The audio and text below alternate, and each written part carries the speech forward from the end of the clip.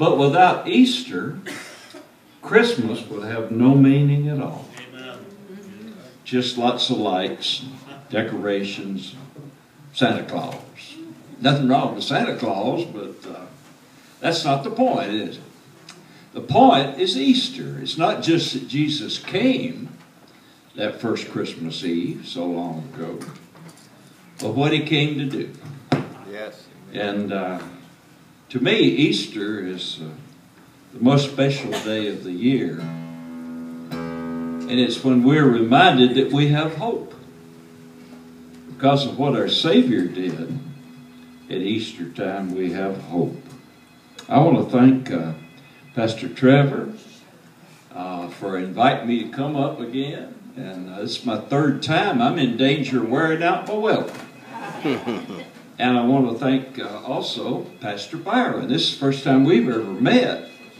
Pastor Byron came back to say hello and introduced himself. He said, every time you've been here, I've been somewhere else.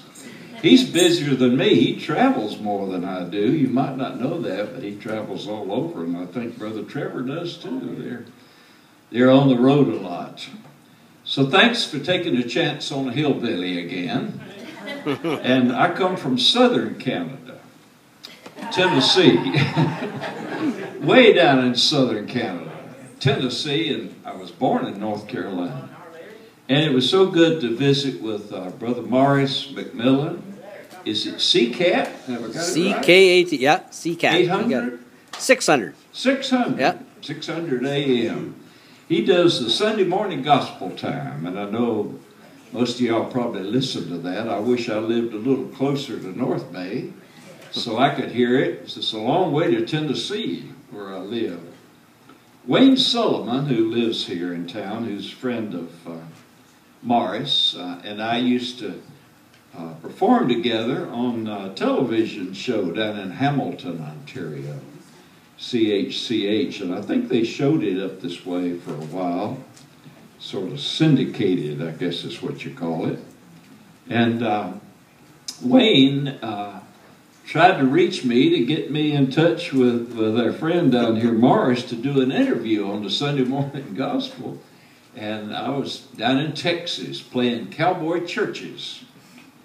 There's a whole thing happening down there called the Cowboy Church. Have any of you heard about that? They meet in stables and barns, and occasionally people remind each other that that's how our Savior arrived on Christmas Eve, in a stable. And so these cowboy churches, they usually have dirt floors, and they sit on hay bales, and everybody comes dressed in cowboy boots and Stetson hats, and they worship the Lord. And the wonderful thing about all that is, they tell me that there are now more cowboy churches in Texas than there are dance halls. And that's saying a lot, because there's a lot of dance halls in Texas. Everybody likes to two-step down there. I want to dedicate our service tonight to the memory of Pastor Marvin Jones. And we want to remember Sister Fern in prayer tonight as well. Keep her in your prayers. She knows where Pastor Marvin is. We know where Pastor Marvin is. Because of Easter, we know where he is. You know, we've lost a few folks down at the Grand Ole Opry in recent weeks. I'm sure you heard. Earl Scruggs, probably the greatest banjo player that ever lived, in my opinion, passed away recently. Remember the Beverly Hillbillies? He used to play on that.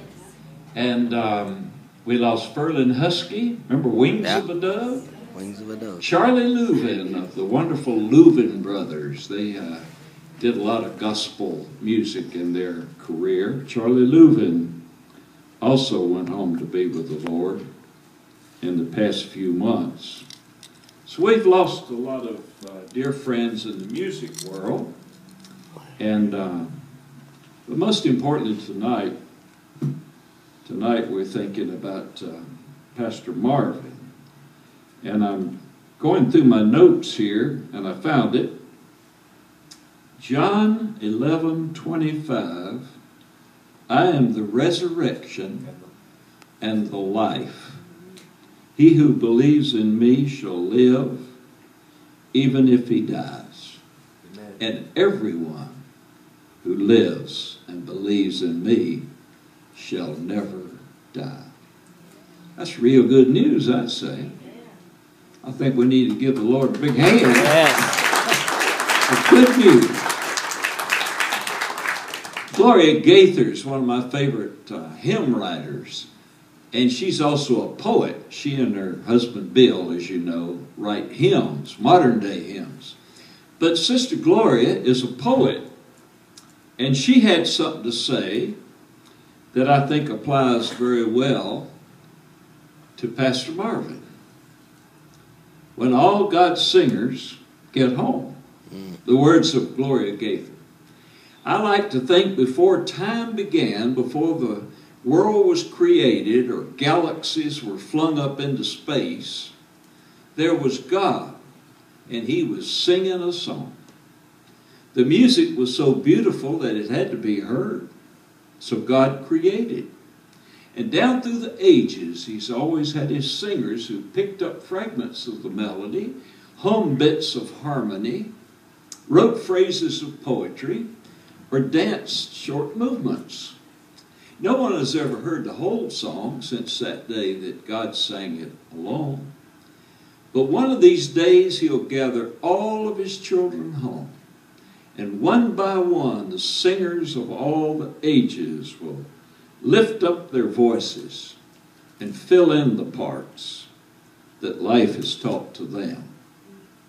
At last we'll hear love's sweetest song as it was first conceived in the heart of the great songwriter himself. It'll be perfect. Perfect. What music there will be when the song of the ages is sung around the Father's throne, when all God's singers get home. They told me you'd be leaving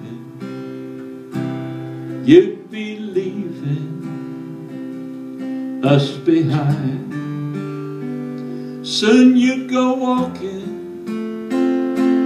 through that valley. They said it was only a matter of time. Well, we will surely miss you. How we wish you did not go. But there are some things that we can't change, and some answers we may well never know. But we will meet again somewhere on the other side. We'll walk hand in hand. You know it's looking like it's over now, but it surely ain't the end. No, it ain't. 'Cause we will meet again.